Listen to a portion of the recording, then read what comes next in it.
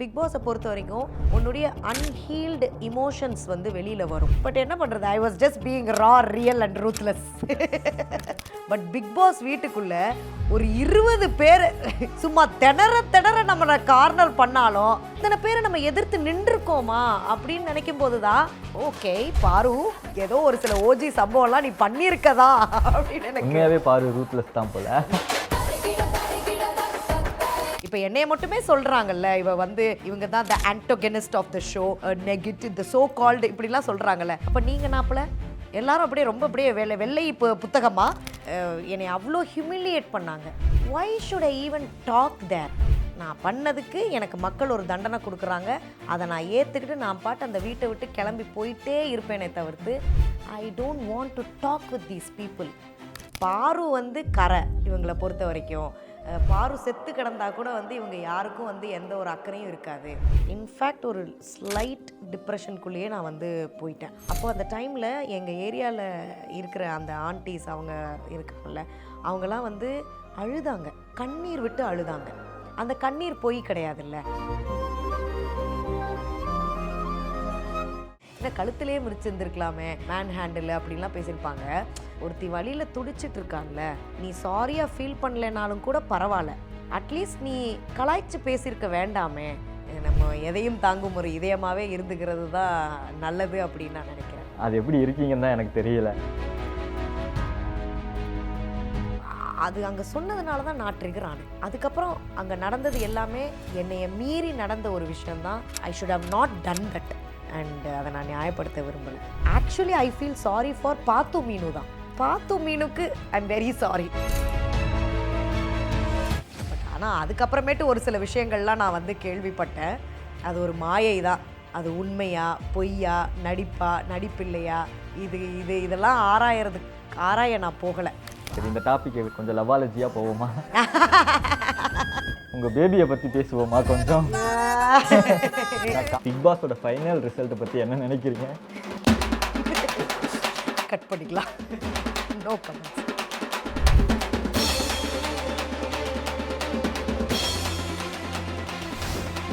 Hi அக்கா. Hello Vasanth, எப்படி இருக்கீங்க? நல்லா இருக்கேன், ஹாப்பியாக இருக்கிறேன். இந்த ஒரு கான்வர்சேஷன் ரொம்ப அன்ஃபில்டர்ட் கான்வர்சேஷனாக இருக்க போகுது. நிறைய விஷயங்கள் நம்ம ஃப்ரீயாக ஓப்பன் அப் பண்ணி பேச போகிறோம். ஏன்னா இது நம்ம சேனல் வைப் வித் பாரு. ஆமாம். ஃபஸ்ட்டு பிக் பாஸ் உங்களோட ஜேர்னிலேருந்தே ஸ்டார்ட் பண்ணிடலாம்னு நினைக்கிறேன். ஸோ உங்களோட பிகினிங் ஸ்டேஜிலேருந்து நான் பார்த்துட்டு வந்துகிட்டே இருக்கேன். எனக்கு உங்களோட க்ரோத் பர்சனலாக ரொம்ப சந்தோஷமாக இருக்குது. இன்றைக்கி அக்கா இவ்வளோ பெரிய ஒரு ஹைட்ஸ் ரீச் ஆகிருக்காங்க. அப்படிங்கும்போது ஃப்ரம் ரேடியோ ஜாக்கியில் ஆரம்பித்து இன்றைக்கி பிக் பாஸ் ஜேர்னி வரைக்கும் சிம்பிளாக சொல்லணும் அப்படின்னா எப்படி இருந்தது, எப்படி டிஸ்கிரைப் பண்ணுவீங்க இந்த ஒரு ஜேர்னியை? தேங்க்யூ வசந்த். ரொம்ப நாள் கழித்து நம்ம திரும்ப பேச ஆரம்பிச்சிருக்கோம். நீங்கள் சொன்ன மாதிரி தான் அப்படியே படிப்படியாக முன்னேறின பயணம் தான் என்னுடைய பயணம். அதில் பிக் பாஸ் ரொம்ப நாளாக ட்ரை பண்ணி நம்ம உள்ளே போனது. எல்லா இமோஷன்ஸும் அந்த வீட்டில் நான் காமிச்சிட்டேன் அப்படின்னு நினைக்கிறேன். அது சார்கிட்ட சொன்ன மாதிரி தான், ஒரு ரோலர் கோஸ்டர் ரைடு. கோபம், காதல், சண்டை, சச்சரவு, அனுதாபம், நவரசங்களையும் காமிச்ச ஒரு இடம் தான் பிக் பாஸு. நிறைய லெசன்ஸ் ஆக்சுவலாக அந்த வீட்டில். ஏன்னா அந்த வீட்டுக்குள்ளே போனோம்னா நாம் யார் அப்படிங்கிறது நமக்கே காட்டும் அப்படின்னு சொல்லுவாங்க. ஸோ அப்போது என்னுடைய குறைகள், என்னுடைய நிறைகள், ஓ எனக்குள்ளே இந்த மாதிரி ஃபேஸும் இருக்கா அப்படின்னு ஒரு லாட் ஆஃப் ரியலைசேஷன் தான் நான் பார்க்குறேன் பிக் பாஸ் ஜேர்னியாக. நம்ம எடுத்துக்கிறதுல தானே இருக்குது, வாட் எவர் இட் இஸ், பாசிட்டிவோ நெகட்டிவோ அதை நம்ம எப்படி எடுத்துக்கிறோன்ட்டு. ஸோ எனக்கு இது ஒரு பயங்கரமான லெசன். அப்படியே வெளியில் வந்ததுக்கு அப்புறமேட்டு ஷோ பார்க்கும்போதும் ஓகே இந்த சாப்டரில் இது நடந்திருக்கு, இந்த சாப்டரில் இப்படி பண்ணியிருக்கோம் அப்படின்னு எனக்கு ஒரு புக் ரீடிங் மாதிரி தான் நான் பிக் பாஸை பார்க்குறேன். அதிலேருந்து நான் என்ன திருத்திக்கணுமோ அதை எடுத்துக்கிறேன், எதை மறக்கணுமோ அதை நான் மறக்கிறேன், யாரை மன்னிக்கணுமோ அதையும் நான் பண்ணணும் அப்படின்னு நினைக்கிறேன். பிக் பாஸ் பல சீசனாக உங்களோட பேர் அடிபட்டுட்டே இருந்துச்சு. விஜய் பாரு இந்த சீசனில் இருக்காங்க, இந்த சீசனில் இருக்காங்க அப்படின்னு சொல்லிட்டு. ஆனால் சீசன் 9 சூஸ் பண்ணதுக்கு என்ன ஒரு reasoning? Vasanth, to be very frank, எனக்கு கோவிட் டைமில் ஒரு தடவை இன்டர்வியூ நடந்தது. ஆனால் பயங்கரமாக இன்டர்வியூலாம் பண்ணேன். அந்த டைமில் தான் நம்ம யூடியூப்பில் நல்ல பீக் 2020 இல்லையா, அப்போ தான் நம்ம அந்த பப்ளிக் ஒப்பீனியன்லாம் எடுத்து ஓ பாருன்ற ஒருத்தவங்க இருக்காங்கன்ற அந்த ஜோனு அப்போவே வர வேண்டியது. பட் ஃபார் சம் ரீசன்ஸ் நமக்கு செலக்ட் ஆகலை. அதுக்கப்புறம் நான் சர்வைவரு அப்படி இப்படின்னு மற்ற ட்ராக்குக்கெலாம் வந்து போனேன். மறுபடியும் சீசன் 9 அப்போது like genuinely like hey I am interested அப்படின்னு மட்டும் ஒரு ஹெட்ஸ்அப் வந்து கொடுத்துருந்தேன். அதுக்கப்புறம் அவங்க கூப்பிட்டப்போ எனக்கு ஒரு தாட்டு, சரி ஓகே நம்ம படிப்படியாக ஒரு கட்டம் போயிட்டுருக்கோம், மறுபடியும் பிக் பாஸ்குள்ளே போனோம்னா நிறைய, ஏன்னா இட்ஸ் ஒப்பீனியனேட்டட் ஷோ தானே, நம்ம வாய் சும்மா இருக்காது, எதுவாக இருந்தாலும் பட்டுன்னு அடிச்சிருவோம், மூஞ்சிக்கு நேராக பேசிடுறது. ஸோ இந்த ஒரு இயல்பை வந்து எத்தனை பேர்னால ஏற்றுக்க முடியும் அப்படிங்கிற கேள்வி வந்து எனக்கு இருந்தது. ஒரு சில நல்ல படங்களும் வந்து பண்ணிட்டு இருந்தேன்னா இந்த டைமில் இதை எடுக்கணுமா அப்படிங்கிற தாட்டும் எனக்கு இருந்துச்சு. அப்புறம் யோசித்தேன், சரி ஆப்பர்ச்சுனிட்டி ஒன்ஸ் தான் வரும், let's just make use of it அப்படின்னு யோசிச்சு தான் உள்ளுக்குள்ளே போனது. இப்பட்டுக்கும் அம்மா வந்து வேணாம் பாரு, பிக் பாஸ்குள்ளே போக வேண்டாம், என் நண்பர்கள் நிறையா பேர் வந்து வேண்டாம் அப்படின்னு தான் சொல்லிட்டு இருந்தாங்க. பட் நம்ம தான் வந்து ஒரு இம்பல்சிவ் டெசிஷன் எடுக்கிறதுல வந்து மோதி பார்த்துடலாம், அப்படி என்னதான் நடக்குது அந்த வாழ்க்கையையும் வாழ்ந்துடலான்டா அப்படின்னு சொல்லிட்டு. அண்ட் எனக்கு பிக் பாஸ் வந்து ஒரு செக்லிஸ்ட்டாகவே இருந்துச்சு. சரி லெட்ஸ் கோ ட்ரை இட் அப்படின்ட்டு. அதனால் போய் ட்ரை பண்ணதில் ஏகபோகமான அனுபவமாக இருந்துச்சுன்னு தான் சொல்ல முடியும்.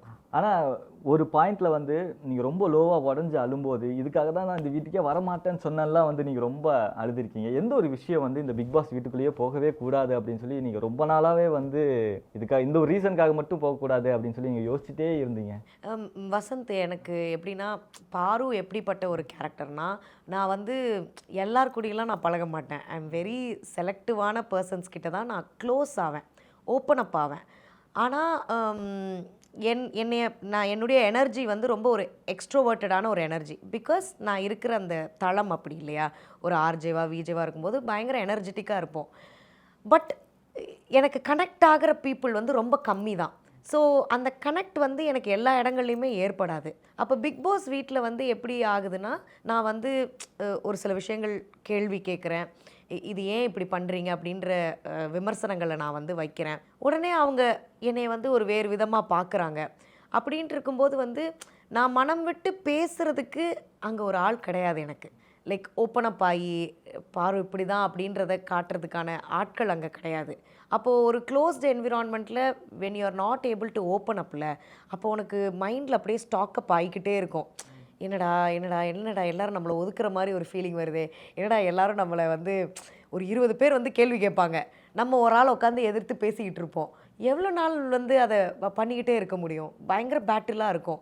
அப்போ மூச்சு விட்டு பேசுகிறதுக்கு கூட வந்து நமக்கு ஆள் இருக்காது. திவாகர் என்கிட்ட பேசுவேன், பார்த்தா திவாகர் அடுத்த நாள் நமக்கே வந்து ரிவீட் அடிப்பார். ஸோ இப்படி இருக்குமா? ஸோ அந்த டைம்லலாம் ஐ வில் ஃபீல் லைக், ஐயோ வராமலே இருந்திருக்கலாமோ, பேசாமல் என் ட்ரிப்பி ஹாப்பிக்கிட்டையாவது நான் நிம்மதியாக இருந்தேன். என் பெட்ஸை சொல்கிறேன், நான் உண்மையான அன்பை காட்டுற நபர்கள்கிட்டையாவது நான் இருந்திருப்பேன். பட் இந்த இடத்துல அதை நம்ம தேடவும் முடியாது. அந்த இடம்லாம் ரொம்ப ஒரு மாதிரி சங்கட்டமாக இருக்கும். இந்த ஒரு டாஸ்க் நடக்கும்போதும் சரி, யாரை நம்புறதுன்னு தெரியாது, இவங்க எதனால் நம்மக்கிட்ட இப்படி பேசுகிறாங்க அப்படின்ட்டு இருக்கோம். ஸோ அந்த தாட்ஸ் வரும்போதெல்லாம் ஐ வில் பி லைக், ஐயோ பேசுகிறதுக்கு ஆள் இல்லையே அப்படின்ட்டு வந்து ஒரு எண்ணம் ஏற்படும். அது அந்த டைமில் ஐ ஃபெல்ட். ஸோ ஆனால் ஃபினாலி ஸ்டேஜில் கூட சொல்லியிருந்தீங்க, நான் நிறையா நாட்கள் ரொம்ப தனிமையாக இருந்திருக்கேன் அப்படின்னு சொல்லி.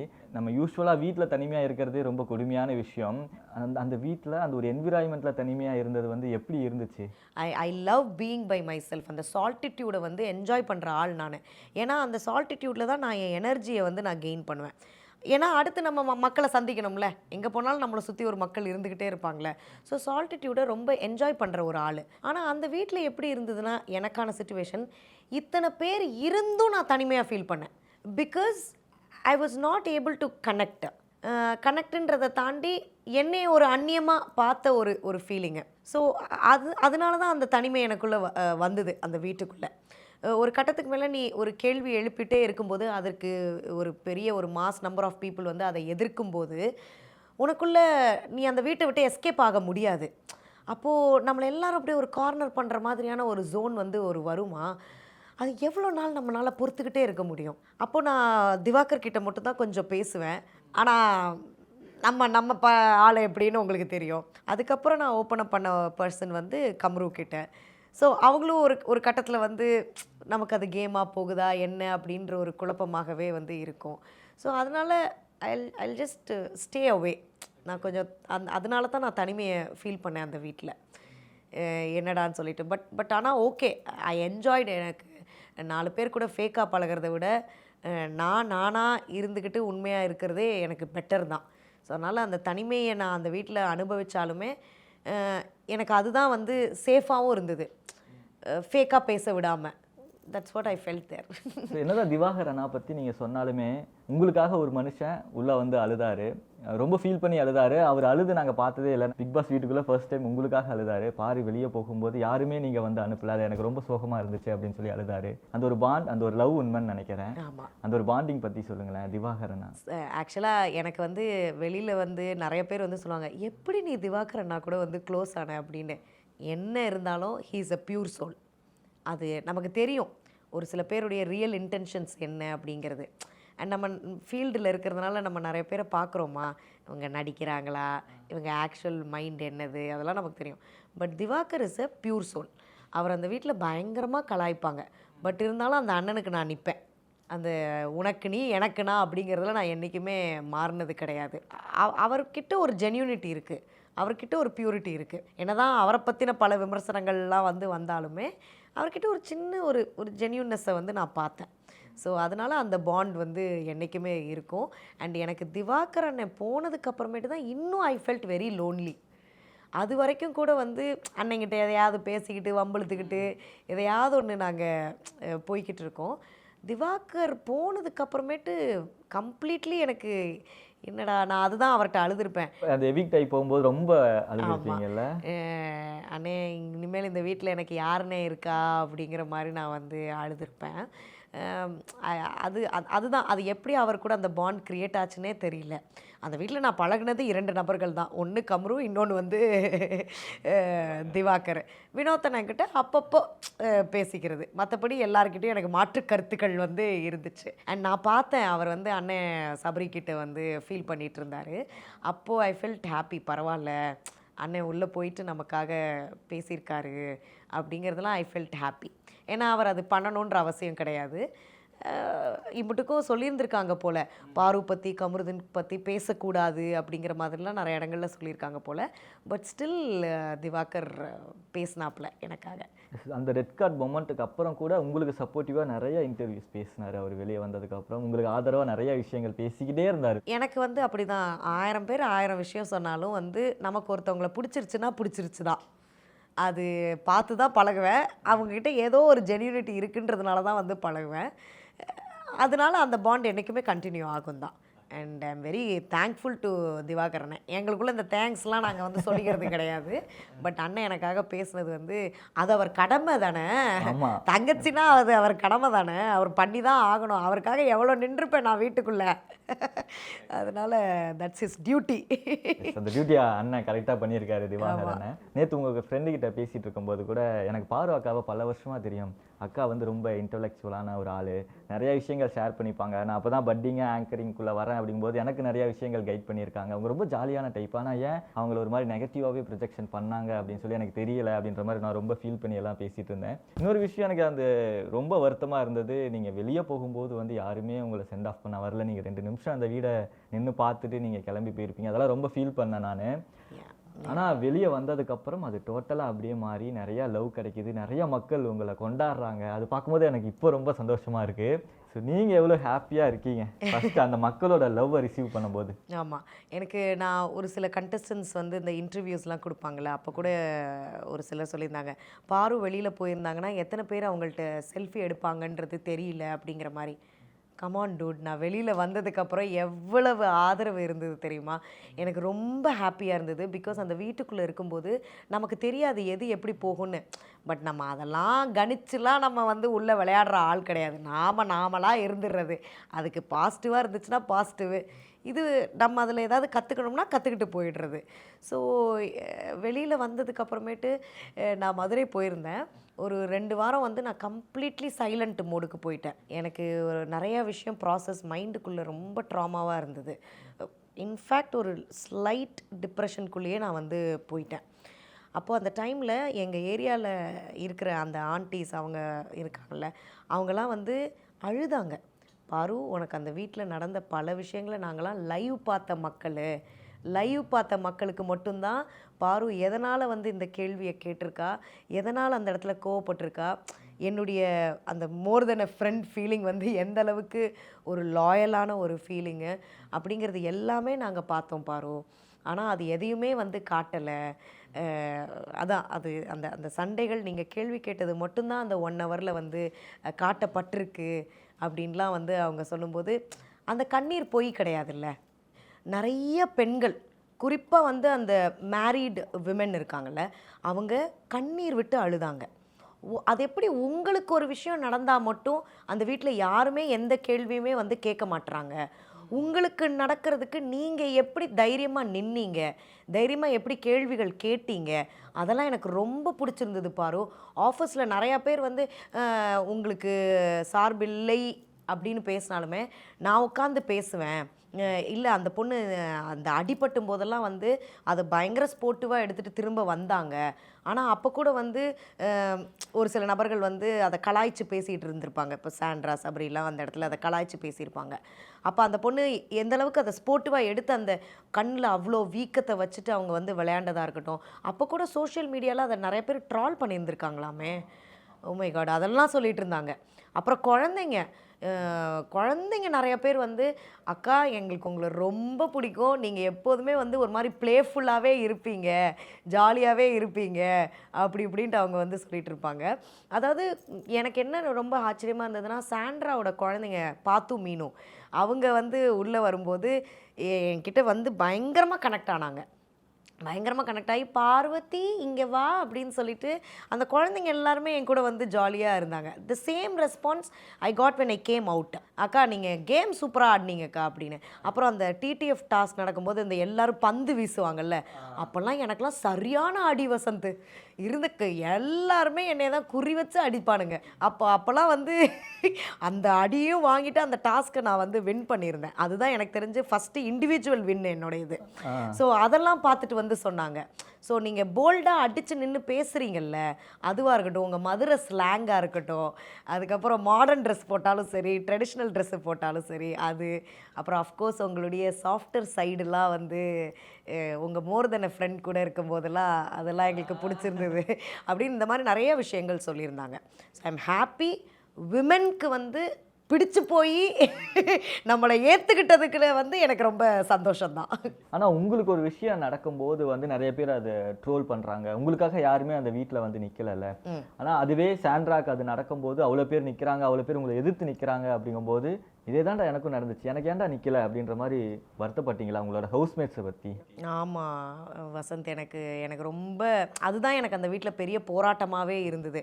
ஒவ்வொரு சீசன்லேயும் இப்படி ஒரு கெடா வந்து சிக்கும், அந்த ஆதரவு இல்லாமல் தனியாக போராடுற ஒரு கெடா வந்து சிக்கும். அந்த மாதிரியான சூழ்நிலை தான் எனக்கும் அந்த வீட்டுக்குள்ளே வந்து நடந்தது.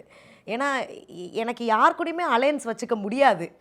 அண்ட் நான் வந்து அந்த அலையன்ஸ் வச்சுக்கிட்டுலாம் விளையாடுற ஆளும் கிடையாது. நேராக அடிப்போம், மக்கள் ஆதரவு கொடுத்தாங்கன்னா கடைசி வரைக்கும் போவோம் அப்படிங்கிற இன்டென்ஷன் மட்டும்தான் எனக்கு. நான் அமித் கிட்ட கூட வந்து அந்த விஷயத்தை வந்து சொல்லிகிட்டு இருப்பேன். பாரு வந்து கரை இவங்களை பொறுத்த வரைக்கும், பாரு செத்து கிடந்தா கூட வந்து இவங்க யாருக்கும் வந்து எந்த ஒரு அக்கறையும் இருக்காது. ஏன்னா நான் அப்படி அவங்க மனதில் வந்து பதிவாயிட்டேன். ஸோ பாருக்கு வந்து என்ன நடந்தாலும் அதை ஈஸியாக கடந்து போயிடுவாங்க. எங்கே அதுக்கு இம்பார்ட்டன்ஸ் கொடுத்தோம்னா அது நிறையா பேச்சு பொருள் ஆகுமோ. ஏன்னா ஆல்ரெடி இப்போ பிரியங்கா அவர்கள்லாம் உள்ளே வந்திருந்தப்போ பாரு தான் ஷோவை நடத்துகிறா, she is running the show அப்படின்லாம் சொல்லும்போது ஹவுஸ்மேட்ஸ் என்ன யோசிச்சிருப்பாங்கன்னு தெரியாது. ஏன்னா எல்லாருக்குமே அந்த ஸ்க்ரீன் ப்ரெசன்ஸ் வந்து வேணும் அப்படின்றதுக்காக நிறைய பேர் ஓடுவாங்க. ஆனால் வெளியிலேருந்து வர நபர்களும் வந்து நமக்கு பாரு தான் எல்லாமே கண்டென்ட் கொடுக்குறா. விஜயலக்ஷ்மி அவர்களாக இருக்கட்டும், அப்புறம் பிரியங்கா அவர்களாக இருக்கட்டும், வந்திருந்த எல்லா பேரண்ட்ஸும் அந்த ஃபேமிலி ரவுண்ட் நடந்தது இல்லை, அப்போ எல்லா பேரண்ட்ஸுமே வந்து என்கிட்ட இது பண்ணிகிட்டு இருப்பாங்க, லைக் பேசுவாங்க என்னடா ஏதுடான்னு. ஸோ சும்மாவே வந்து ஏதோ ஒன்று விஷயம் பண்ணிக்கிட்டே இருக்கா போல இருக்குது அப்படின்னு தானே ஹவுஸ்மேட்ஸ் எல்லாருமே நினைப்பாங்க. அப்போ அவளுக்கு எந்த லைட்டும் கொடுக்கக்கூடாது அப்படிங்கிறது இயல்பாக நினைக்கிற ஒரு விஷயந்தான். இப்போ நான் இருக்கிறேன், எனக்கு ஒரு பொட்டென்ஷியல் காம்படிட்டர் வந்து இருக்காங்கன்னா அவங்கள முடிஞ்ச அளவுக்கு ஒரு லைட்டில் போடாமல் இருக்கணுன்றது ஒரு ஹவுஸ்மேட்டாக நினைக்கிறாங்க தான். பட் ஆனால் even when I am injured, அப்போ கூட அவங்க அப்படி நினச்சிருக்காங்கன்றதை என்னால் ஏற்றுக்கவே முடியல. அதுவும் நான் அந்த கிளிப்பிங் பார்த்தேன். அவங்க எல்லாரும் அந்த சோஃபா ஏரியாவில் உட்காந்துட்டு பேசியிருப்பாங்க. ஏன்னா கழுத்துலேயே மிரிச்சிருந்துருக்கலாமே, மேன் ஹேண்டில் அப்படின்லாம் பேசியிருப்பாங்க. அதை நிறைய பேர் வெளியில் கண்டஸ்டன்ட் வந்து நாங்கள் அதை கலாய்ச்சி பேசிகிட்டு இருந்தோம் அப்படின்னு சொல்லுவாங்க. பட் கலாய்ச்சி கூட வந்து நீங்கள் எப்படி அப்படி பேச முடியும்? ஒருத்தி வழியில் துடிச்சிட்டு இருக்கான்ல, அப்போ நீ வந்து நீ சாரியாக ஃபீல் பண்ணலைனாலும் கூட பரவாயில்ல, அட்லீஸ்ட் நீ கலாய்ச்சி பேசியிருக்க வேண்டாமே அப்படின்ட்டுலாம் எனக்கு வந்து தோணுச்சு. ஒரு சில விஷயங்களை வந்து மறக்கவும் முடியாது, மன்னிக்கவும் முடியாது. நம்ம எதையும் தாங்கும் ஒரு இதயமாகவே இருந்துக்கிறது தான் நல்லது அப்படின்னு நான் நினைக்கிறேன். அது எப்படி இருக்கீங்கன்னு தான் எனக்கு தெரியல, எல்லாத்தையும் தாங்கிக்கிட்டு. இப்படி தானே இருக்கும். இதை விட அடி தானே நம்ம வாழ்க்கையில் ஃபேஸ் பண்ண போகிறோம் இல்லையா? பிக் பாஸ் வந்து ஒரு மினி நம்மளுடைய வாழ்க்கையை காட்டக்கூடிய ஒரு இடம் தான். ஸோ அப்போ இதை விட பல அடிகள் வந்து நம்ம வாங்க போகிறோம். அது எனக்கு நல்ல பிக் பாஸ் வந்து எடுத்து காட்டிருச்சு. The world is cruel for a strong opinionated உமன்றது நமக்கு தெரியும் தான். ஆனால் அதை நான் வாழ்ந்துட்டேன் அந்த வீட்டுக்குள்ளே. இதுக்கு மேலே நீங்கள் என்ன பண்ணாலும் நான் தாங்க வேண்டான்னு நான் இன்னும் என்னுடைய பேஸ்மெண்ட் வந்து ஸ்ட்ராங்காக தான் செஞ்சுருக்குன்னு நான் நினைக்கிறேன். அந்த வீட்டில் வந்து நான் அடிக்கடி இந்த பாட்டு ஒன்று பாடிட்டு இருப்பேன். ரத்தம் ஒரு சொட்டு மிச்சம் இருந்தாலும் நம்பிக்கை விடா முயற்சி அப்படின்னு. இந்த பாட்டு எனக்கு ஒன்று ஓடிக்கிட்டே இருக்கும். அதான் இந்த உலகமே உன்னைய தோத்துட்டேன்னு சொன்னாலும் இந்த விஷயங்கள்லாம் வந்து எனக்கு இயல்பாகவே உள்ளுக்குள்ளே இருக்கிறது. ஸோ அதைத்தானே நான் அந்த வீட்டில் வந்து வாழ்ந்திருக்கேன். நான் திரும்ப வராமல் இருந்தேன்னு வச்சுக்கோங்களேன், இன்னும் போட்டு மிதிப்பாங்க. ஆமாம், கரெக்டாக. நான் வந்து இவங்கெல்லாம் இப்படி சொல்கிறாங்களே அப்படின்னு சொல்லிட்டு நான் அடங்கி போனேன்னா இன்னும் என்னை வந்து அடக்குவாங்க. You have to come back. If உன்னுடைய கருத்து வந்து கரெக்டாக இருக்குது அப்படின்னா you have to stand for it. அதைத்தான் நான் பண்ணேன். இதெல்லாம் தாண்டி வசந்த், இப்போ அந்த வீட்டில் ரொம்ப இன்னசென்ட்டான ஒரு சோல், அந்த சோலை வந்து நான் அடித்து துவைச்சி அவங்கள ரொம்ப வற்புறுத்தி நான் ஏதோ ஒரு நபரை அப்படி நான் நசுக்கியிருக்கேன்னா நீங்கள் சொல்கிற அந்த கெட்டவ அப்படிங்கிற பட்டமோ அதை எல்லாத்தையும் நான் ஏற்றுக்கிறேன். ஆனால் அப்படிலாம் அந்த வீட்டில் யாருமே கிடையாதே. எல்லாருக்கிட்டேயும் வந்து ஒரு ஷேடு இருக்க தானே செஞ்சுது. எல்லாருக்கிட்டேயுமே ஒரு டோன் ஆஃப் டாக்ஸிசிட்டி வந்து இருக்க தானே செஞ்சுது. அப்போ அவங்கள அப்படி தானே டீல் பண்ணணும். காட்டுக்குள்ளே வந்து நிறையா நரிகள் வந்து இருக்கும்போது you have to deal it that way தானே. அதைத்தானே நானும் பண்ணேன். அப்படி அந்த வீட்டில் வந்து யார் ரொம்ப அப்படி பியூரஸ்ட் ஆஃப் த பியூர் சோல்ப்பா, என்னப்பா இவங்கள போட்டு நீ இப்படி மிதிச்சிட்டியே அப்படிங்கிற மாதிரி நபர்கள் இருந்தாங்களா? எனக்கு ஒரு டவுட்டு, நான் கேட்குறேன். அடிக்கடி வந்துட்டு போகுமே ஒரு அணில், அது ஒன்று தான் இருக்கு. கரெக்டு, நிஜமாலேங்க. அந்த அந்த அணில் ஒன்று வந்துட்டு போனார்ல, அவர் தாங்க அந்த வீட்டில் இருக்கிற பியூரஸ்ட் சோலு. அதை தாண்டி அந்த வீட்டில் வந்து இன்க்ளூடிங் மீ, ஓகேவா? இப்போ என்னைய மட்டுமே சொல்கிறாங்கல்ல, இவங்க தான் the antagonist of the show, இவங்க தான் வந்து the whole negative, the so called இப்படிலாம் சொல்கிறாங்கல்ல. அப்போ நீங்கள் நாப்பில் எல்லாரும் அப்படியே ரொம்ப அப்படியே வெள்ளை புத்தகமா, வெள்ளை மனசுக்காரர்களா? கிடையாதே. நான் வெளியில் வரும்போதெல்லாம் நான் ஒரு சிலதெல்லாம் பார்த்தேன். என்னடா நம்ம மட்டும் பாத்திரம் இவ்வளோ கழுவிட்டு இருக்கிறோமே அப்படின்னா, நான் ஷோ பார்க்கும்போது தான் தெரிஞ்சுது. என்னமோ வேலை பார்க்கலன்ற மாதிரி சொல்லிட்டு இருந்திருப்பாங்க. நான் வந்து அந்த வார்டன் டாஸ்க்காக இருக்கட்டும், எல்லா இடத்துலையுமே நான் தனியாக வேலை பார்த்துருந்துருப்பேன். பாத்திரம் நான் அவ்வளோ கழுவியிருப்பேன். அந்த பாத்திரத்தை அதிகமாக யார் போட்டிருக்காங்கன்றதையும் நான் ஷோவை வெளியில் வந்து பார்த்தேன். அப்போ என்னை காட்டினது மட்டும் எப்படி காட்டியிருக்காங்க, இவ வேலையே பார்க்கலன்னு காட்டியிருக்காங்க. ஆனால் நான் உள்ளே இருக்கும்போது நான் பார்த்தேன், டேய் நான் நல்லா விளக்குன்னு பாத்திரம் கழுவிட்டு தானடா இருந்தேன், என்னை எதுக்குடா நான் வந்து பாத்திரம் கழுவலை அப்படின்னு எதுக்குடா நீங்கள் காட்டுறீங்கன்ட்டு இருந்துச்சு. ஸோ இங்கே என்ன காட்டப்படுறதுன்றது இருக்குது இல்லையா? அப்படி தான் நான் பார்க்குறேன். You just tell me one pure soul. இல்லை, இந்த கேள்விக்கு உங்ககிட்ட பதில் இருக்கா? இல்லை. அப்புறம் எதுக்கு என்னைய மட்டும் நீங்கள் வந்து இப்படி ஃப்ரேம் பண்ணுறீங்க? ஆனால் இன்னொரு விஷயம், நீங்கள் அமித் அந்த கான்வர்சேஷன் பற்றி பேசிகிட்டு இருந்தீங்க இல்லையா, அவர்கிட்ட வந்து இன்னொரு விஷயம் சொல்லியிருந்தீங்க, இந்த பிக் பாஸ் அப்படின்ற ஷோ வந்து என்னோட இன்னர் செல்ஃபை டிஸ்கவர் பண்ணுறதுக்கு எனக்கு ரொம்ப யூஸ்ஃபுல்லாக இருந்துச்சு அப்படின்னு சொல்லி. என்ன மாதிரி விஷயத்தில் பார்வை சேஞ்ச் பண்ணுச்சு இந்த பிக் பாஸ் ஷோ? ஆக்சுவலாக நம்ம கொஞ்சம் இயல்பாகவே வந்து கொஞ்சம் துடுக்குன்னு பேசுகிற ஆள் தான். எதுவாக இருந்தாலும் கேள்வி கேட்டுருவோம். கொஞ்சம் தைரியமான ஆள் தான். நீங்கள் தான் பெரிய தைரியமான ஆளாச்சே அப்படிங்கிற ஒரு பர்சன் தான். பட் ஆனால் எந்த அளவுக்குன்றது வந்து நம்ம ரியல் வேர்ல்டில் தெரியாது இல்லையா? ஆக்சுவலாக நமக்கு வர சிச்சுவேஷன்ஸ் வந்து கம்மியாக இருக்கும். பட் பிக் பாஸ் வீட்டுக்குள்ளே ஒரு 20 பேர் சும்மா திணற நம்ம கார்னர் பண்ணாலும் இப்படி தான்டா அப்படின்னு. ஏன்னா நான் வெளியில் வந்து வரும்போது நான் இப்படி நின்றுட்டு இவங்களை வந்து பார்த்ததா இருக்கட்டும், இப்படி இருந்து இது இது இந்த இந்த மாதிரிலாம் நான் உட்காந்துட்டு இருந்திருக்கேன் போல், அப்படி தான் நான் ரியாக்ட் பண்ணிட்டு இருந்திருக்கேன் போல். ஓ, டிட் வி ஜஸ்ட் இத்தனை பேரை நம்ம எதிர்த்து நின்றுருக்கோமா அப்படின்னு நினைக்கும் போது தான் சரி, ஓகே, இந்த அளவுக்கு potentially I can be against. நான் ஒரு விஷயத்தில் சரி அப்படின்னு தோணிருச்சுன்னா நான் அதை எங்கே இருந்தாலும் எவ்வளோ பேர் வந்தாலும் வந்து அதுக்கு எதிர்த்து நான் நிற்பேன்டா அப்படிங்கிற அந்த மொமெண்டெல்லாம் நான் ரியலைஸ் பண்ணது பிக் பாஸ் ஹவுஸ்க்குள்ளே தான். அப்போ அந்த வீட்டிலேருந்து கட் பண்ணி நான் வெளியில் வந்தாலும் நீ எவ்வளோ பேரை வேணாலும் நீ இறக்கு, என் பக்கம் நியாயம் இருந்தால் நான் நிற்பேன் அப்படிங்கிற அந்த ஒரு கான்ஃபிடென்ஸ் இருக்குதுல்ல, அது பயங்கரமாகவே டெவலப் ஆச்சு. அது அங்கே பயங்கரமாக வெளிப்பட்டுச்சு அப்படின்னு நான் நினைக்கிறேன். ஸோ தட்டோ நான் பார்க்கும்போது ஓகே பாரு, ஏதோ ஒரு சில ஓஜி சம்பவம்லாம் நீ பண்ணியிருக்கதா அப்படின்னு எனக்கு உண்மையாகவே பாரு ரூத்லெஸ் தான் போல. ரொம்ப ஸ்ட்ராங்காக நின்றுருக்கீங்க, ரொம்ப போல்டாக ஃபேஸ் பண்ணியிருக்கீங்கல்ல. ஆமாம் ஆமாம், அதுக்கு வந்து அதாங்க எல்லாத்தையும் தாங்கிக்கிற ஒரு இதயம் இருந்தால் நீங்கள் வந்து போல்டாக அடிச்சிடலாம். பட் ஆனால் அது உங்களை பயங்கரமாக மனசையும் மைண்டையும் ரொம்ப அப்படியே உட்கார வைக்குங்க அந்த வீட்டுக்குள்ளே இருக்கும்போது. ஏன்னா ஒரு மாதிரி நம்மளே எல்லாருமே பார்க்குறாங்களோ பேசுகிறாங்களோ அப்படிங்கிற மாதிரியான சுச்சுவேஷன்ஸ்லாம் வந்து வரும். ஃபார் எக்ஸாம்பிள் அந்த பிரவீன் வந்து இந்த டாஸ்க்கு எடுத்திருப்பாரு, லைக் மிலிட்ரி கேம்பாக வந்து மாத்துறேன் அப்படின்னு ஒருத்தவங்க மட்டும்தான் பண்ணவே மாட்டேன்னு. ஆமாம், நான் அந்த டாஸ்க் அப்போல்லாம் நான் அப்புறமேட்டு தான் வெளியில் வந்து பார்த்தேன். நீங்கள் எதுக்கு இந்த அதிகாரப்பூர்வமாக ஒரு மிலிட்ரி கேம்பாக தான் நீங்கள் மாற்ற போகிறீங்களா? ஏன்னா நம்ம ஒரு சில சித்தாந்தங்கள்லாம் ஃபாலோ பண்ணுவோம் இல்லையா, அதை எப்படி நீங்கள் வந்து இந்த வீட்டுக்குள்ளே வந்து நீங்கள் கொண்டு வரலாம் அப்படிங்கிற மாதிரி நான் நின்றுருக்கிறேன். அப்போ நான் படித்த அரசியலாக இருக்கட்டும், நான் ஃபாலோ பண்ணுற கொள்கைகளாக இருக்கட்டும், அது ஆங்காங்கே வெளிப்பட்டிருக்கு இல்லையா? ஸோ அப்போ வந்து I am someone who is against that dictatorship or whatever. So அதனால் எனக்கு ஒவ்வொருத்தவங்க பண்ணுற இயல்புகள் வந்து என்னுடைய சித்தாந்தங்களுக்கு அகெயின்ஸ்டாக இருந்ததுன்னா அதெல்லாம் நான் அந்த இடத்துல வந்து வெளிப்படுத்தியிருக்கேன். அந்த ஸ்டாண்டர்டீஸ் அட்டென்ஷன் அப்படின்லாம் அவர் வந்து சொல்லும்போது, டே இது ஒன்றும் ஆர்மி கேம்ப்பு கிடையாதுடா அப்படிங்கிற ஒரு ஃபீல்டில் நான் வந்து இருந்திருக்கேன். என்னால் பண்ண முடியாதுப்பா அப்படிங்கிற மோட்லனா நான் வந்து எக்ஸ்ப்ரெஸ் பண்ணியிருந்திருப்பேன். அதை பார்க்கும்போது ஐ ஃபெல்ட் ஹாப்பி. பரவாயில்ல, நம்ம அரசியல் பார்வை வந்து இங்கே பயங்கரமாக வெளிப்பட்டிருக்கு அப்படின்னு சொல்லிட்டு. So that though I am very happy with being பாருவாவே இருந்திருக்கீங்க. Being Paaru is not easy bro, definitely not easy. Yes ya, the OG Paaru promo queen அப்படின்னு சொல்லி நிறையா பேர் இந்த சீசன் 9 நிறையா ப்ரோமோஸில் வந்தது நீங்கள் தான் நினைக்கிறேன். அந்தளவுக்கு உள்ள கண்டென்ட் நீங்கள் கொடுத்துக்கிட்டே இருந்தீங்க. என்னதான் இருந்தாலும் ஒரு மாதிரி நெகட்டிவாகவே காட்டியிருக்கீங்களேடா அந்த 1 hour எபிசோடில். அப்படிங்கும்போது இது வாண்டடாக நம்மளை நெகட்டிவாகவே காட்டணும் அப்படின்ற மாதிரி இவங்க ப்ரொஜெக்ட் பண்ணியிருக்காங்களோ அப்படின்ற மாதிரி எப்போவாது ஃபீல் ஆச்சா வெளியே பார்த்ததுக்கப்புறம்? வெளியில் வந்து பார்த்ததுக்கு அப்புறமேட்டு என்னடா பண்ணி வச்சுருக்கீங்க, வாட் இஸ் ஹேப்பனிங் அப்படிங்கிற மாதிரி, என்னப்பா பண்ணியிருக்கீங்க அப்படின்ட்டு இருந்துச்சு.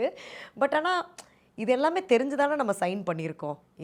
இது வந்து ஒரு விஷயத்தை எப்படி வேணாலும் வந்து காட்டலாம், காட்டப்படலாம், எதை வேணாலும் மியூட் பண்ணலாம், எதை வேணாலும் காட்டாமல் போகலாம், யாரை வேணாலும் நல்லவங்களாக காட்டலாம், யாரை வேணாலும் கெட்டவங்களாக காட்டலாம். ஏன்னா இந்த ஷோ அப்படிப்பட்ட ஸ்ட்ரக்சருக்குள்ளே வருது. அதுக்குள்ளே நம்மளால் ஒன்றுமே சொல்ல முடியாது. சரி ஓகே, இவங்களுக்கு வந்து ஐ மீன் நம்ம வந்து ஒரு தொக்கா கிடச்சிருக்கோம் அப்படின்னு நான் நினைக்கிறேன். அப்படி தான் நான் இதை பார்க்குறேன், இந்த ஷோவுடைய பேட்டர்ன் அது. ஸோ லைவ் பார்த்தவங்களுக்கு வந்து என்னுடைய 360 டிகிரி வேர்ஷன் தெரியுது. பட் அந்த 1 ஹவரில் வந்து நம்ம தான் அதிகமாக கேள்வி கேட்டிருக்கிறதுனால அதை மட்டும்தான் காட்டக்கூடிய நிலைமையில் கூட தள்ளப்பட்டிருந்துருக்கலாம். ஸோ நம்ம ஷோவை ஒன்றுமே கம்ப்ளைண்ட் பண்ண முடியாது. இதெல்லாம் அக்செப்ட் பண்ணி தானே நம்ம உள்ளே போயிருக்கோம். ஸோ நம்ம பார்க்காத நெகட்டிவிட்டியா வசந்த்? அதுதானே நெகட்டிவிட்டியில் ஊறி போனவங்க. பப்ளிக் ஒப்பீனியன் எடுத்த டைம்ல இருந்து நம்ம நெகட்டிவிட்டியை ஃபேஸ் பண்ணிட்டு இருக்கோம்ல. ஆமா, நெகட்டிவிட்டின்றது வந்து கரெக்ட். நீ சொன்ன மாதிரி பப்ளிக் ஒப்பீனியன் என்னெல்லாம் கேள்விகள் மென்ஸ்ட்ருவேஷன் பத்தி கேட்கும்போது அப்பப்போலாம் ஐயோ முதல் முத்தம் இப்படிலாம் என்ன சொல்றது, நம்ம மக்கள் பேசாத தலைப்புகளில் நம்ம போல்டாக எடுத்து பேசுவோம். அதுக்கு நம்மளை வந்து மக்கள் செய்வாங்க. ஸோ மேபி அந்த ஒரு பிம்பம் இருக்கிறதுனால இந்த பிள்ளை இப்படியே காட்டிடலாம் அப்படின்னு நினச்சிட்டாங்களோ என்னவோ. பட் ஐ டோன்ட் நோ, அதுதான் நான் யோசிச்சுக்கிட்டேன். சரி நம்ம பார்க்காத நெகட்டிவிட்டியா பார்த்துப்போம், நம்மளை தெரிஞ்சவங்களுக்கு நாம் யாருன்னு தெரியும் அப்படிங்கிறத அதை ஸ்போர்ட்டிவாக எடுத்துக்கிட்டேன் வசந்த். நிறையா மக்கள் உங்களை புரிஞ்சுக்க ஆரம்பிச்சிட்டாங்க. புளிப்பு காரம்லாம் கொஞ்சம் அதிகமாக இருக்கிற பொண்ணு தான் நான். ஆனால் உங்களோட இன்ட்ரோவில் அந்த வீட்டுக்குள்ளே உங்களை பற்றி அட்ரஸ் பண்ணும்போது பாரு வந்து ஒரு ரூத்லெஸ்ஸான ஒரு பொண்ணு, எதுக்குமே கோவமே படமாட்டா அப்படின்ற மாதிரிலாம் சொன்னீங்க. ஆனால் நிறைய இடங்களில் கோவப்பட்டீங்களே, அந்த வீடு அப்படி மாற்றிருச்சோ உங்களை? ஆமாம் வசந்த், என்னன்னா நான் வந்து எனக்கு கோவம் வரும் தான். பட் ஆனால் வந்து வெளியில் நம்ம அதை வந்து வீட்டுக்குள்ளே இருக்கிற நம்ம அம்மா கிட்ட அண்ணா கிட்டன்னு நம்ம வந்து காட்டுவோம். ஆனால் அந்த வீட்டில் வந்து என்னென்னா இது எல்லாமே ரியல். லைக் நாங்கள் எதையுமே வந்து இந்த ஸ்கிரிப்ட் எல்லாம் பண்ணி அப்படிலாம் எதுவுமே பண்ணல. அந்த சிச்சுவேஷன்ஸ்க்கு ஏற்ற மாதிரி நமக்கு வர இமோஷன்ஸ் தான். அது எங்கிட்டோ தெரியல, அது நம்மளை கார்னர் பண்ணி அது நடந்திருக்குது ஒவ்வொரு நாளுமே. அதனால் வந்து எனக்குள்ளே இருந்த கோவம் வந்து வெளியில் வந்திருக்குது, அதுவும் 10xல வெளியில் வந்திருக்குது. எனக்கு டேய் நான் இவ்வளோ கோவப்படுவேனா அப்படிங்கிறதும் வந்து ஷோ பார்க்கும்போது எனக்கு தெரிஞ்சுது. பட் ஆனால் அந்த கோவத்துக்கு பின்னாடி ஒரு நியாயம் இருக்கா, இல்லை ரொம்ப அநியாயத்துக்கு கோவப்படுறாங்களா அப்படிங்கிறது தான் நான் ஆராயிறேன். என்னுடைய அண்டர்ஸ்டாண்டிங்காக, என்னுடைய மென்டல் ஹெல்த்துக்காக. இந்த இடத்துல நான் எனக்கு எதனால் அந்த கோவம் வந்திருக்கு, அதுக்கு பின்னாடி என்ன ட்ராமா இருந்திருக்கு. ஏன்னா பிக் பாஸை பொறுத்த வரைக்கும் உன்னுடைய அன்ஹீல்டு இமோஷன்ஸ் வந்து வெளியில் வரும். இப்போது எனக்குள்ளே பல வழிகள் இருந்திருக்கலாம்ல. ஏன்னா நம்ம ஒரு சிங்கிள் இண்டிபெண்ட் விமனாக இந்த மீடியா ஜேர்னிக்குள்ளே வந்திருக்கோம். அப்போ எனக்குள்ளே பல வழிகள் இருக்கும்ல, அது எல்லாமே அந்த வீட்டுக்குள்ளே இருக்கும்போது எங்கேயோ ஒரு இடத்துல ட்ரிகர் ஆகும். இப்போது ஒரு காதலை பற்றி என்னைய வந்து கார்னர் பண்ணுறாங்களா, இல்லை வந்து திவாகர் கூடயே சேர்ந்து நீ பண்ணுற அப்படியா இருக்கட்டும், சும்மா இவ சண்டை போட்டுக்கிட்டே வந்து இவ வந்து இந்த ஷோவை நடத்தலான்னு நினைக்கிறா அப்படின்ற ஒரு கமெண்ட்ஸாக இருக்கட்டும். அப்புறம் இந்த மாதிரி ஒரு சில விஷயங்கள் இருக்குது இல்லையா, மேனிப்புலேட் பண்ணுறா, இப்படிலாம் வருது இல்லையா. இதெல்லாம் எங்கேயோ ஒரு இடத்துல நம்ம டீப்பாக நமக்குள்ளே ஹர்ட் ஆகிருக்கும். ஸோ அதுதான் வந்து வெளிப்படுது. அதனால் எனக்கே கொஞ்சம் பயமாக தான் இருந்தது என்னுடைய கோவத்தை பார்க்கும்போது. பட் என்ன பண்ணுறது, I was just being raw, real and ruthless. ஆமாம். ஆனால் மாற்றிக்காதீங்கக்கா, அப்படியே இருங்க. இல்லை வசந்த், இப்படியே இருந்தோன்னு வச்சுக்கோங்க ரொம்ப ரொம்ப கஷ்டம்தான். ஏன்னா இந்த உலகம் வந்து ரொம்ப ரியலாக இருக்கிறவங்களுக்கு பல சோதனைகளை வந்து கொடுக்கும். அதனால நம்ம வந்து கொஞ்சம் இடம் பொருள் மாதிரி கொஞ்சம் மாறிக்கணும் தான் நினைக்கிறேன். பட் இருந்தாலும் நம்ம இயல்பு எப்படி இருந்தாலும் வெளியில் வரும். But I just learnt okay, எங்கே கட்டுப்படுத்திக்கணும் நம்ம இமோஷன்ஸை, எங்கே வார்த்தைகளை வந்து கட்டுப்படுத்திக்கணும். ஆனால் அந்த ஷோவில் எனக்கு தெரிஞ்சு நான் எங்கேயுமே வார்த்தையை விட்டுருக்க மாட்டேன்.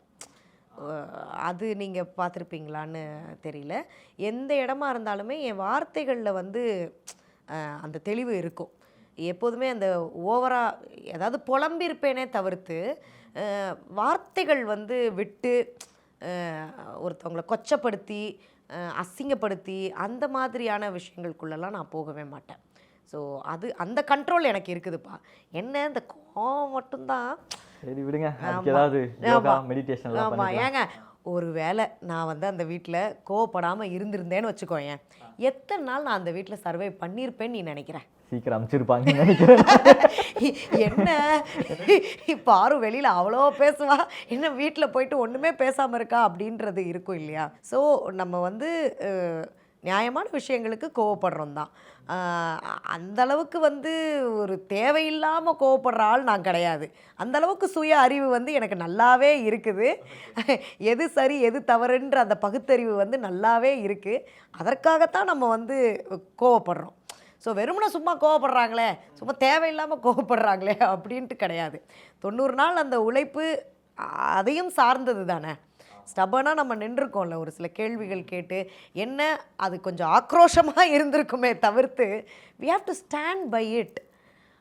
அது பார்க்குறதுக்கு வந்து ரொம்ப ஒரு ஒரு ஒரு ஆங்க்ரி மோடில் வந்து இருந்தாலுமே that is also a very important thing to run the show. அந்த emotion is very important. But அதை வந்து கட்டுப்படுத்திக்கவும் வேணும், அதே நேரத்தில் சரியான நேரங்களில் பயன்படுத்திக்கவும் வேணும். அதனால் கோவம்லாம் வரும் தான் வசந்த், கண்ட்ரோல் பண்ணிக்கிறேன் நான். So coming to the hot topic, red card. Red card எனக்கா, ரெட் கார்டு அப்படிங்கிற மொமெண்ட்டு. ஏன், எதனால, எதுக்காக அப்படி பண்ணீங்க, என்ன ஒரு ரீசனுக்காக அப்படி ரியாக்ட் பண்ண வேண்டிய சிச்சுவேஷன் நடந்துச்சாங்க? ஸோ இது நம்மளுடைய சேனல்ன்றதுனால ரொம்ப அன்ஃபில்டர்டாகவே வந்து சொல்கிறேன். என்னென்னா சாண்ட்ரா எனக்கு ஒரு நல்ல ஒரு தோழியாக ஒரு அக்காவாக தான் எனக்கு கைட் பண்ணுவாங்க. ஸோ ஒரு ஒரு ஒரு கட்டத்தில் வந்து என்னென்னா எனக்கும் கம்ருக்கும் ஒரு மிஸ் அண்டர்ஸ்டாண்டிங்ஸ் வந்து வருது for so and so reasons. நான் வந்து கொஞ்சம் விலகி இங்கே சாண்ட்ரா கிட்ட வந்து இதெல்லாம் ஒரு வேளை கேமாக இருக்குமோ, ஏன்னா அந்த வீட்டில் நமக்கு வந்து ஒரு தாட் வரும், ஒருவேளை இது ஒரு லவ் கேமாக இருக்குமோ அப்படின்ற ஒரு எண்ணங்கள்லாம் வந்து எனக்கு வருது. நான் ஒரு சில பர்சனலாக நான் ஃபீல் பண்ண விஷயங்கள்லாம் நான் அவங்கக்கிட்ட வந்து ஷேர் பண்ணுறேன். புரியுதா? அதோடு அது அங்கே முடியுது. கட் பண்ணால் மறுபடியும் நானும் கம்ருவும் வந்து பேச ஆரம்பிச்சிடுறோம். ஈவன் ஆஃப்டர் தட் அந்த டிடிஎஃப் டாஸ்க்லாம் முடிஞ்சதுக்கு அப்புறமேட்டும் அவ்வளோ சண்டை போட்டதுக்கு அப்புறமேட்டும் அவன் வந்து என்னை இப்படிலாம் தட்டி விட்டு என்னை இப்படி சால்ட்டிலாம் வந்து இது பண்ணதுக்கு அப்புறமேட்டும் பேசிடுறோம். அது காட் ஒன்லி நோஸ். ஓகேங்களா? ஸோ அப்போ திரும்ப சாண்ட்ரா வந்து ஒரு மாதிரி மூவாகவே ஆறாங்க. இவ்வளோ நாள் அந்த வீட்டில் வந்து எல்லா ப்ரெஷரையும் தாங்கிக்கிட்டு நம்ம அந்த காருக்குள்ளே உட்காந்துருக்குறோம். அப்போது பட்டுன்னு வந்து ஒரு கொச்சையாக வந்து பேசும்போது நான் அவங்கக்கிட்ட பர்சனலாக ஷேர் பண்ண விஷயத்த ஒரு 8 பேர் முன்னாடி வந்து அவங்க போட்டு உடைக்கும்போது தான் எனக்கு அந்த யூனோ உன்னை நம்பி நான் சொன்ன விஷயத்த நீ எப்படி இங்கே சொல்லலாம் அப்படிங்கிற அந்த ஒரு எண்ணம் எனக்கு அங்கே தான் வருது. அப்போது அது அங்கே சொன்னதுனால தான் நான் ட்ரிகர் ஆனேன். அதுக்கப்புறம் அங்கே நடந்தது எல்லாமே என்னைய மீறி நடந்த ஒரு விஷயந்தான். I should have not done that. கண்டிப்பாக I should have not done that. But then எனக்கு உன் மேலே வச்சுருந்த அந்த நம்பிக்கை அங்கே உடையுது இல்லையா? என்றைக்கு இருந்தாலுமே நான் வந்து அதை பண்ணியிருக்க மாட்டேன். இப்போ நீ என்கிட்ட வந்து ரொம்ப ஒரு பர்சனலாக ஒரு விஷயத்த நீ என்கிட்ட வந்து ஒன்று சொல்கிறேன்னா அதை வந்து சாகிற வரைக்கும் நான் வந்து அதை பயன்படுத்த மாட்டேன். பயன்படுத்தி உனக்கு அகெயின்ஸ்டாக அந்த இடத்துல நான் ட்ரிகர் பண்ண மாட்டேன். நீ என்னுடைய எதிரியாகவே இருந்தாலும் சரி. அவங்க என்னுடைய நண்பனாக வேற போயிட்டாங்க, நான் எப்படி பண்ணுவேன்? ஆனால் அவங்க அந்த வார்த்தையை வந்து சொன்னோன்னே அங்கே நான் ட்ரிகர் ஆகிட்டேன். அது நாள் வரைக்கும் பாரு கட்டுப்படுத்தி வச்சுருந்த எல்லாமே அங்கே பர்ஸ்ட் ஆயிடுச்சு. அதை நான் நியாயமே படுத்தலை. மறுபடியும் நான் சொல்கிறேன், சார் வந்து எங்களை என்ன நடந்தாலும் அந்த காருக்குள்ளே இருக்கணும் அப்படின்னு வந்து சொன்னதுக்காக நாங்கள் அந்த காருக்குள்ளே இருந்தோம். அதுக்கப்புறமேட்டு வாட் இஸ் தட், விக்ரம் ஒரு கட்டத்தில் வந்து வருவாப்பில் வந்து பிக் பாஸ் உங்களை வந்து லிவிங் ஏரியாவுக்கு கூப்பிடுறாங்க அப்படின்னு சொல்லியிருப்பாரு. அப்போ கூட நாங்கள் வந்து என்ன நினச்சோம், ஒருவேளை நம்மளை காரை விட்டு இறங்க வைக்கிறதுக்காக இவங்க இப்படி பண்ணுறாங்களோ அப்படின்லாம் அந்த இடத்துல தாட் வரும்.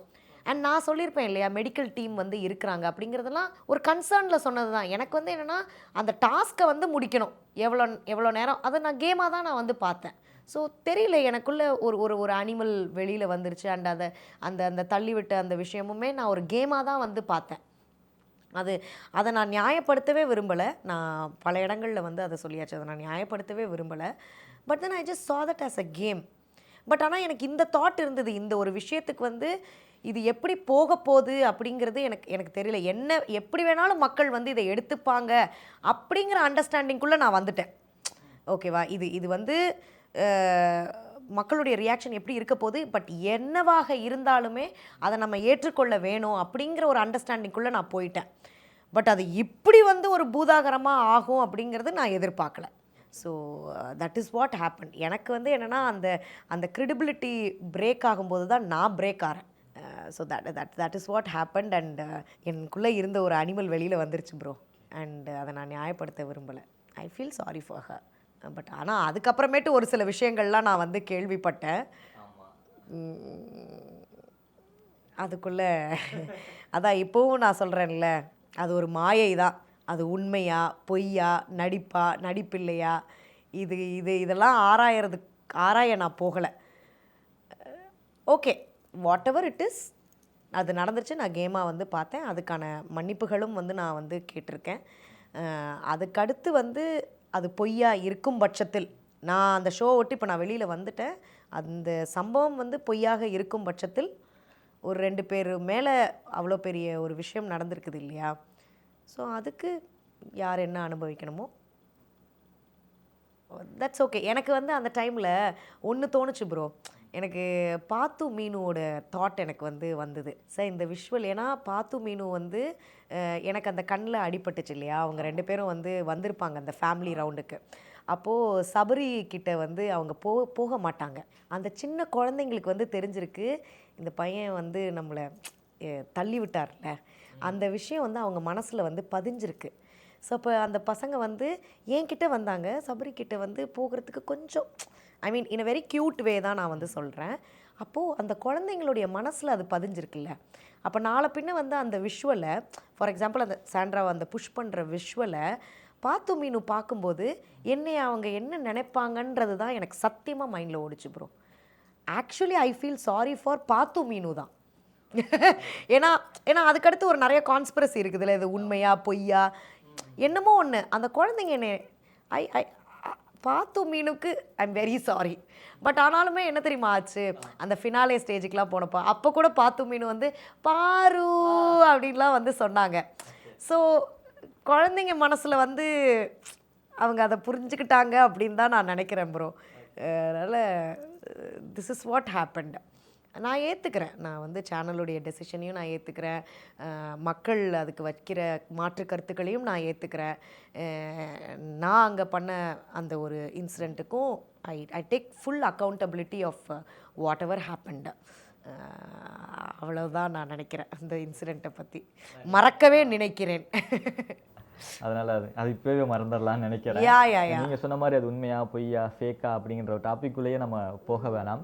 ஆனால் அந்த இஷ்யூ நடந்ததுக்கப்புறம் உங்களுக்கு அந்த ரெட் கார்டு கொடுத்ததுக்கப்புறம் நிறையா இடங்களில் நிறையா டைம்ஸ் நீங்கள் சாண்ட்ரா அக்காட்ட போய் சாரியெல்லாம் வந்து கேட்டீங்க, ஃபினாலி ஸ்டேஜில் கூட கேட்டீங்க. ஆனால் லேட்டர் அந்த பிக் பாஸ் எல்லாம் முடிஞ்சதுக்கப்புறம் ஏதாவது ஒரு டைமில் உங்ககிட்ட அவங்க வந்து பேசினாங்களா, பரவாயில்ல இது ஒரு கேம் தான் அப்படின்னு எடுத்துக்கிட்டு பழையபடி பேசினாங்களா இல்லையா? எக்ஸாக்ட்லி. ஐ திங்க் என்னுடைய ஃபேன்ஸ் மீட்லேயுமே ஒரு ஒரு ஒரு பர்சன் இதே கேள்வியை தான் வந்து கேட்டாங்க.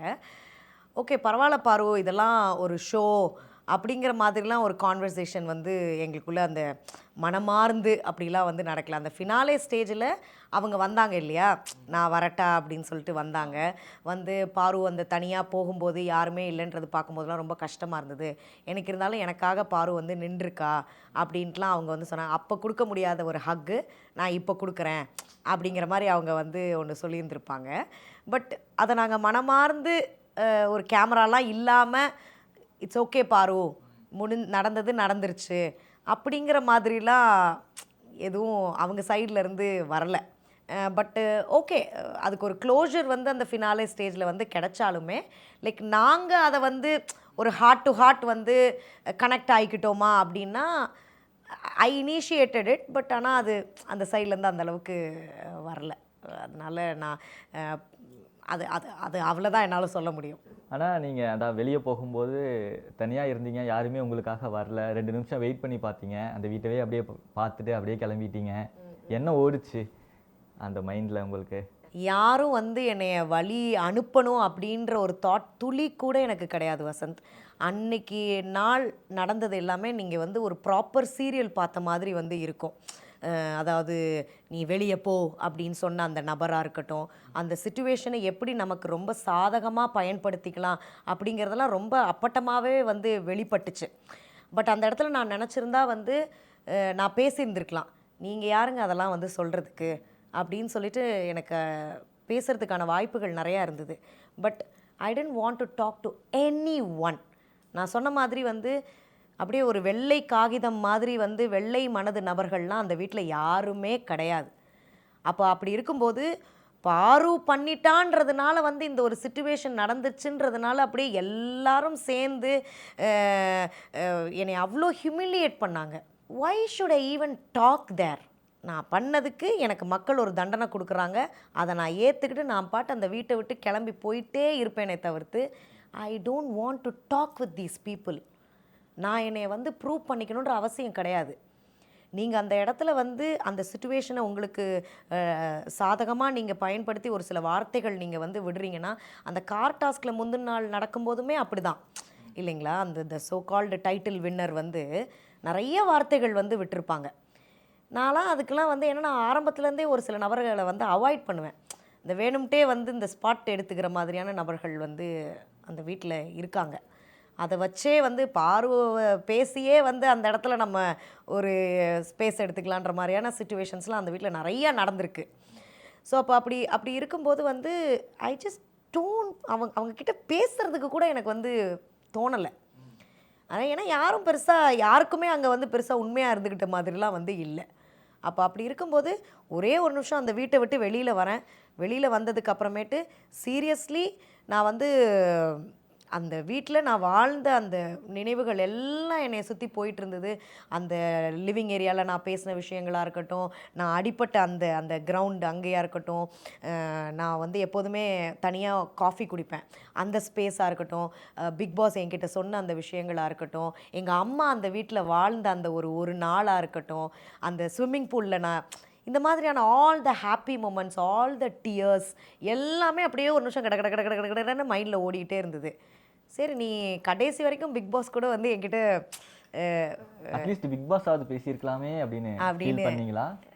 இல்லை, எனக்கு வந்து கடைசியாக நீங்கள் வந்து பார்த்தீங்கன்னா அந்த கார்டாஸ் நடக்கும்போது நான் வந்து கண் மூடியிருப்பேன் இல்லையா, கண் மூடினோடனே சார் வந்து சொல்லியிருப்பார் பிக் பாஸ் இந்த ஆட்டத்திலிருந்து வெளியேறுகிறார் அப்படிங்கிற வார்த்தை தான் கடைசியாக நான் வந்து பிக் பாஸுடைய வாய்ஸில் நான் கேட்டது. அதுக்கப்புறமேட்டு அவர்கிட்ட இருந்து எந்த ஒரு வாய்ஸும் நான் கேட்கல. பட் ஆனால் நாங்கள் வெளியில் போனதுக்கு அப்புறமேட்டு கூட வந்து அந்த லிவிங் ஏரியாவில் இருக்கும்போது பாரு, கம்ருதீன் அப்படின்னு சொல்லும்போது அப்படியே எல்லாரும் எந்திரிச்சுலாம் நின்னாங்க இல்லையா. அந்த ஒரு மொமெண்ட்ல கூட 2 பேர் எழுந்து நிற்கவே இல்லை. எஸ், ஐ திங்க் அந்த 2 நபர்கள் அரோரா அண்ட் திவ்யா. ஸோ அதான் நீங்கள் ஷோ பார்த்தீங்கனாலே வந்து யார் யார் எப்படி எப்படி நடந்துக்கிட்டு இருந்திருக்காங்கன்றது வந்து உங்களுக்கே ஒரு தெரிஞ்சிருக்கும். ஸோ அதுதான் அந்த கடைசி நாள் வந்து நடந்த ஹியூமிலியேஷனை நான் வந்து வாழ்க்கைக்கும் மறக்கவே மாட்டேன். அண்ட் என்றைக்குமே நான் இன்னொரு ஒரு பெண்ணுடைய வாழ்க்கையை வெளியில் போனாலும் அவங்க நல்லா இருக்கட்டும் அப்படின்னு தான் வந்து நான் நினைப்பேன். ஸோ ஒரு ரெட் கார்டு வாங்கி நம்ம வந்து வெளியில் போகிறோம், அந்த இமோஷன்ஸ் என் டாப் ஆஃப் த மைண்டில் வந்து இருக்குது. அப்போ கூட வந்து கூப்பிட்டு கமருதீனை வந்து கூப்பிட்டு இதை நான் சொல்லாமான்னு எனக்கு தெரியல, இதோட வந்து இந்த ரிலேஷன்ஷிப்பை வந்து நீங்கள் I will never do that. அதெல்லாம் வந்து எத்தனை சைக்காட்ரிஸ்ட் கிட்ட போயிட்டு நான் இந்த கதையை வந்து நான் சொல்லிகிட்டே இருந்தாலும் இதெல்லாம் என் மனசுல இருந்து போகாது. அதை நான் கடந்து வரணும் அப்படின்னு தான் வந்து நான் நினைக்கிறேன். பட் அதெல்லாம் வந்து போகாது. ஸோ எப்படிலாம் வந்து ஒருத்தவங்களை மிதிக்க முடியுமோ அந்த அளவுக்குலாம் வந்து மிதித்த தருணங்கள் அந்த வீட்டில் இருந்திருக்கு. அதுவும் அந்த final moments in that house யாருக்குமே வரக்கூடாது ப்ரோ. என்னைய கேட்டால் அடுத்து எந்த கண்டஸ்டன்ட் வந்தாலுமே யாருக்குமே அந்த மாதிரியான ஒரு சிச்சுவேஷன் வரக்கூடாது. பாரு ஃபஸ்ட் அண்ட் லாஸ்ட்டாக இருந்துட்டு போட்டோம், அவ்வளோதான். I just want to avoid certain people and certain moments. இப்போவும் நம்ம அந்த மொமெண்ட்ஸை இதோட அப்படியே கடந்து போயிடலான்னு நினைக்கிறேன். ஸோ என்னதான் அது வந்து நீங்கள் தப்பு பண்ணிட்டேன் அப்படின்னு சொல்லி நீங்கள் இப்போ ரியலைஸ் பண்ணி, அப்போவே ரியலைஸ் பண்ணி நிறைய இடங்களில் சாரி கேட்டிருந்தாலுமே அந்த இன்சிடெண்ட்டுக்கு அப்புறம் அம்மாவை வந்து நிறைய பேர் பேசினாங்க, அவங்களோட வளர்ப்பை பற்றி பேசினாங்க, துணிவே சக்தி அப்படின்னு அவங்க பாடினது வந்து அதுக்கப்புறம் நிறையா ட்ரோல் பண்ணாங்க. லைக் உங்களை என்ன வேணால் பேசியிருந்தாலும் அது நீங்கள் அதை பார்த்துட்டு அக்செப்ட் பண்ணியிருப்பீங்க. ஃபேமிலி அதுக்குள்ளே கொண்டு வராங்கல்ல, அது கொண்டு வந்திருக்க தேவையில்லை நான் நினச்சேன். அம்மாவையெல்லாம் அதுக்குள்ளே இன்க்ளூட் பண்ணது உங்களுக்கு எப்படி இருந்தது? அதுதான் நீங்கள் வசந்த், இந்த உளவியலை வந்து நம்ம எப்படி பார்க்கணும்னா, ஒருத்தவங்களை நமக்கு பிடிக்கலைன்னா கடைசி வரைக்கும் பிடிக்கல, அவங்க வந்து ரொம்ப ஸ்ட்ராங்காக அதை எதிர்க்கிறாங்க அப்படின்னா இன்னும் நான் போட்டு வந்து துவைப்பேன். ஒன்றை மட்டும் கிடையாது, உன் குடும்பத்தில் இருக்கிற எல்லாரையும் இழுத்து போட்டு நான் துவைப்பேன். எங்கள் அம்மாவுக்கு she is like 71 years old Vasanth. அண்ணா அவங்க வந்து பாதி விஷயம் அவங்களுக்கு வந்து எப்படி புரிஞ்சுக்கிறது அப்படின்னு கூட வந்து அவங்களுக்கு தெரியாது. But still she is one of the wisest women. அவங்க வந்து நான் வெளியில் வந்ததுக்கு அப்புறமேட்டும் கூட நீ நல்லா ஆடின உன் ஆட்டத்தை நீ கெத்தாக தான் வெளியில் வந்த, யாரும் உன்னைய வந்து வழி அனுப்பணும் அப்படின்லாம் வந்து நினைக்காம ஒரு நிமிஷம் நீ வந்து கையை கட்டிட்டு நீ அந்த வீட்டை பார்க்கும்போதெல்லாம் எனக்கு ரொம்ப பிடிச்சிருந்தது பாரு அப்படின்னு தான் எங்கள் அம்மா வந்து சொன்னாங்க. அண்ட் ஆல்சோ துணிவே சக்தி, அது என்ன தான் நீங்கள் வந்து ட்ரால் பண்ணாலும் அதுதாங்க வாழ்க்கையோட சித்தாந்தமே. நீ துணிச்சலாக இரு, அதுதான் உன் சக்தி, அதைத்தான் எங்கள் அம்மா பாடியிருக்கிறாங்க. ஆனால் அதுக்கு இவ்வளோ ட்ரால்லாம் வந்திருக்குன்னா நடந்துட்டு போகுது, அதை நம்ம கடந்து தானே வந்து வரணும்.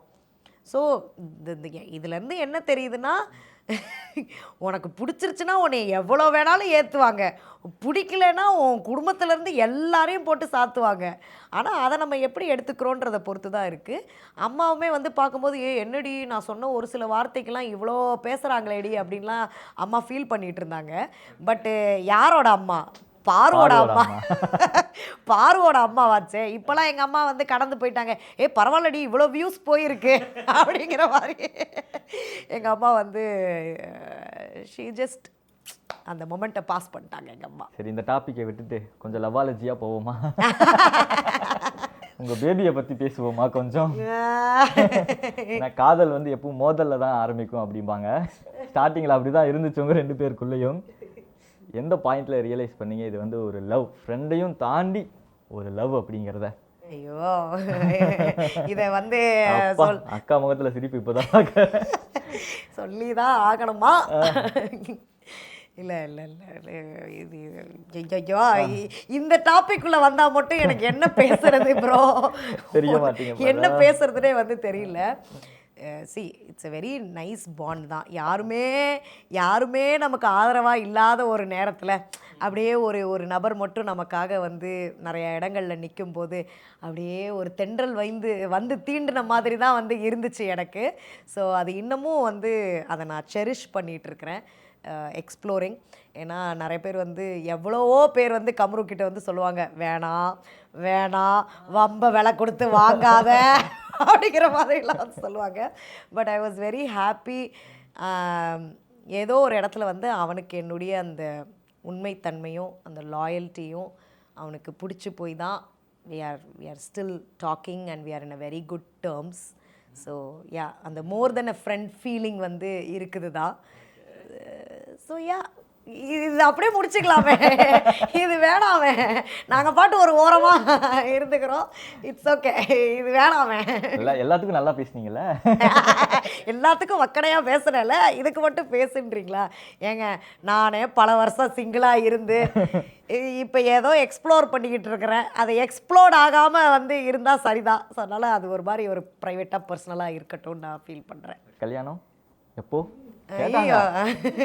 கேட்க சொல்லி அனுப்பிச்சாங்க. பாருக்கா இன்டர்வியூ எடுக்க போகிறேன் அப்படிங்கும்போது கல்யாணம் பண்ணுவாங்களா எப்போன்னு கேளு அப்படின்னு. நாங்கள் 2 பேருன்ட்டு மட்டும் இல்லை, இப்போ ஒரு நல்ல ஒரு பாசிட்டிவாக எல்லாம் மாறிட்டுருக்கு. ஸோ முதல்ல ஒர்க்கு தான். அவர் வந்து நல்ல ஒர்க்குகள் பண்ணணும், பேக் டு பேக் வந்து நிறையா பெரிய பெரிய ப்ராஜெக்ட்ஸில் வந்து சைன் பண்ணணும், நல்லா சம்பாதிக்கணும், அந்த மாதிரி ஒரு சில கோல்ஸ்லாம் வந்து இருக்குது. அதனால் பார்ப்போம். முதல்ல நம்ம வந்து கொள்கையை நோக்கி வந்து போவோம், கோல்ஸ் எல்லாம் வந்து சாட்டிஸ்ஃபை பண்ணுவோம், அதுக்கப்புறமேட்டு பார்ப்போம். ஓகே, ஸோ வெயிட் பண்ணிட்டு இருக்கோம் அந்த ஒரு மொமெண்ட்டுக்காக. ஸோ ஃபைனலாக நெக்ஸ்ட் என்ன ஆஃப்டர் பிக் பாஸ்? பாரு அக்கா என்ன பண்ண போகிறாங்க? வசந்த் 2020 ஆரம்பித்த நம்ம பயணமா இப்போ 5 இயர்ஸ் ஆயிடுச்சு. 5 இயர்ஸ் சக்ஸஸ்ஃபுல்லி இன் மீடியா, அது சோஷியல் மீடியாவாக இருக்கட்டும், டெலிவிஷனாக இருக்கட்டும், 5 இயர்ஸ் வந்து அப்பா அதுதான் ஆக்சுவல் ரோலர் கோஸ்டர் அப்படின்னு நான் நினைக்கிறேன். எல்லா ரியாலிட்டி ஷோவும் நம்ம பார்த்துட்டோம். சர்வைவர் பயங்கர ஒரு ஃபிசிக்கலான ஒரு ரியாலிட்டி ஷோ, அதை கடந்தாச்சு. அதுக்கப்புறம் குக்குத் கோமாளியாக இருக்கட்டும், அப்போ ஆரம்பத்துலேருந்து நீயா நானாவாக இருக்கட்டும், கலைஞர் தொலைக்காட்சியில் வந்து நாளை இயக்குனர் ஆங்கராக இருந்தேன். இத்தனை இன்டர்வியூஸ் வசந்த், எவ்வளோ இன்டர்வியூஸ் எடுத்திருக்கிறேன். எனக்கு ஐ வாஸ் வெரி ஹாப்பி. கலாட்டாவுடைய ஃபேன்ஸ் ஃபெஸ்டிவல் போகும்போது அந்த தளத்தில் தான் வந்து நான் ஒரு பப்ளிக் ஒப்பீனியன் எடுக்கிற ஒரு ஆங்கராக இருந்தேன். கட் பண்ணால் அதே தளம் வந்து கலாட்டா மீடியா எனக்கு வந்து ஒரு ஃபேன்ஸ் ஃபெஸ்டிவல் வந்து பண்ணுறாங்க. நான் கேள்வி கேட்ட இடம் போய் என்னைய கேள்வி கேட்குற ஒரு இடம் வரைக்கும் வந்து நம்ம வளர்ந்துருக்கோம். அப்படின்னா இதுக்கு மேலே நம்ம ஏதாவது எக்ஸ்ப்ளோர் பண்ணோம்னா ஹாலிவுட்டில் ஏதாவது ஒரு ரியாலிட்டி ஷோ பண்ணுறாங்கன்னா அதுக்கு வேணால் நம்ம வந்து போகலாம். பட் ஆனால் ஜோக்ஸ் அப்பார்ட், ஆங்கராக இருந்தாச்சு, ஆர்ஜேவாக இருந்தாச்சு, விஜேவாக இருந்தாச்சு, வைரல் ஆயாச்சு, இப்படி எல்லாமே எக்ஸ்ப்ளோர் பண்ணிட்டோம். சீரியஸ்லி என்னுடைய அடுத்த தளம் அப்படின்னா நடிப்பு தான். ஸோ அந்த நடிப்பு அப்படிங்கிற தளத்தை வந்து நான் கண்டிப்பாக எக்ஸ்ப்ளோர் பண்ணணும் அப்படின்னு நான் நினைக்கிறேன். அண்ட் முடிஞ்ச அளவுக்கு அதில் முழு நேர்மையை வந்து செலுத்தணுன்ட்டு இருக்கேன். அதில் நான் ரொம்ப வெயிட் பண்ணுற ப்ராஜெக்ட் அப்படின்னா முத்து என்கிற காட்டான். அது வந்து நம்ம விஜய் சேதுபதி சாருடைய ப்ரொடக்ஷனில் வர விஜய் சேதுபதி சாருடைய ஃபஸ்ட்டு தமிழ் வெப் சீரிஸு, அதுவும் ஹாட் ஸ்டாரில் தான் வந்து வருது. காக்கா முட்டை மணிகண்டன் அவர்களுடைய எழுத்து. ஸோ அதனால் சாருடைய எழுத்து பற்றி உங்களுக்கு தெரியும்.